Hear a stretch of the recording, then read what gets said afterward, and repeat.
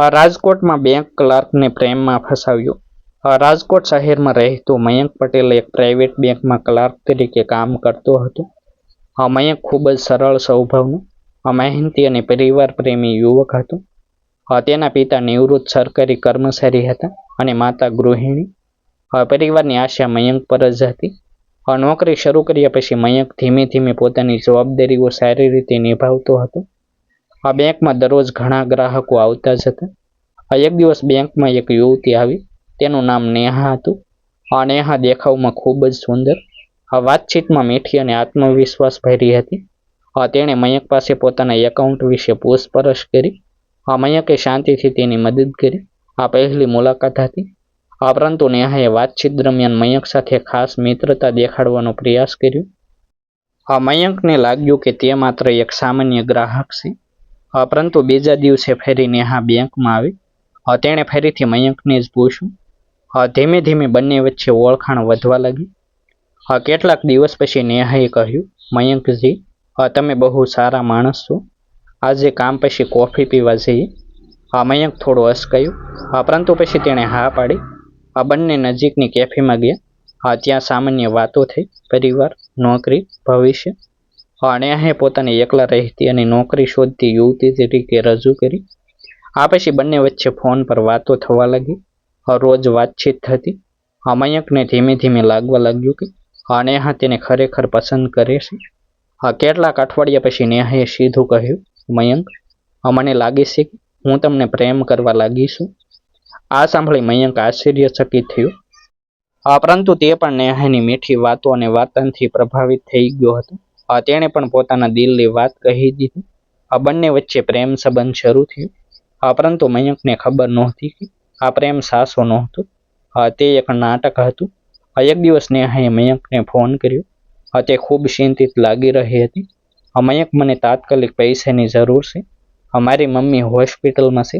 Operation માટે પૈસા જોઈએ. મયંકને આ સાંભળીને ખૂબ દુઃખ થયું. તેણે તરત મદદ કરવાની ઓફર કરી. પોતાની બચતમાંથી 50,000 રૂપિયા નેહાને આપ્યા. નેહાએ ખૂબ આભાર માન્યો અને કહ્યું કે થોડા દિવસમાં પૈસા પરત કરી દેશે. પરંતુ થોડા દિવસ પછી ફરી નેહાનો ફોન આવ્યો, મયંક, હોસ્પિટલના ખર્ચા વધ્યા છે. થોડા વધુ પૈસા જોઈએ. મયંક ફરી તેની મદદ માટે તૈયાર થયો. આ વખતે તેણે પોતાના મિત્ર પાસેથી ઉધાર લઈને પૈસા આપ્યા. આ રીતે થોડા મહિનામાં મયંકે લગભગ 3 લાખ રૂપિયા નેહાને આપ્યા. તેને લાગતું હતું કે તે પોતાની પ્રેમિકાની મુશ્કેલીમાં મદદ કરી રહ્યો છે. પરંતુ ધીમે ધીમે નેહાનું વર્તન બદલાવા લાગ્યું. ફોન ઓછા આવવા લાગ્યા. મળવાનું ટાળવા લાગ્યું.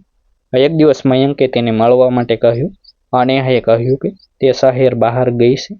મયંકને શંકા થવા લાગી. તેણે નેહાના ઘરે જવાનું નક્કી કર્યું. પરંતુ ત્યાં પહોંચતા તેને ખબર પડી કે ત્યાં કોઈ નેહા નામની યુવતી રહેતી જ નથી. આ સાંભળી મયંકના પગ નીચેની જમીન સરકી ગઈ.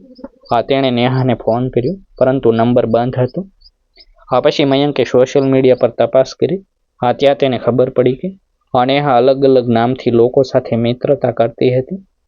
તેના જેવી ઘણી વાર્તાઓ મળી, જેમાં લોકો સાથે પ્રેમનો નાટક કરીને પૈસા લઈ લેવામાં આવ્યા હતા. મયંકને સમજાયું કે તે એક મોટા ઠગાઈના જાળમાં ફસાઈ ગયો હતો. દુઃખી અને ગુસ્સે ભરાયેલા મયંકે આખી વાત પોતાના પરિવારને કહી. શરૂઆતમાં પરિવારને વિશ્વાસ નહોતો આવ્યો, પરંતુ પછી તેમણે મયંકને હિંમત આપી. આખરે મયંકે પોલીસમાં ફરિયાદ નોંધાવી.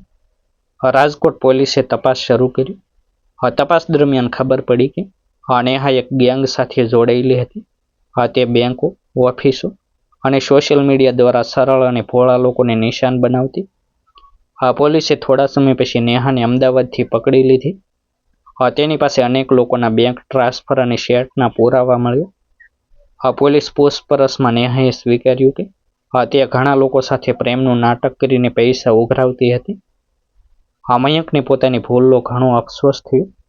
તેણે સમજ્યું કે અંધવિશ્વાસ અને લાગણીઓના કારણે તે ઠગાઈનો શિકાર બન્યો.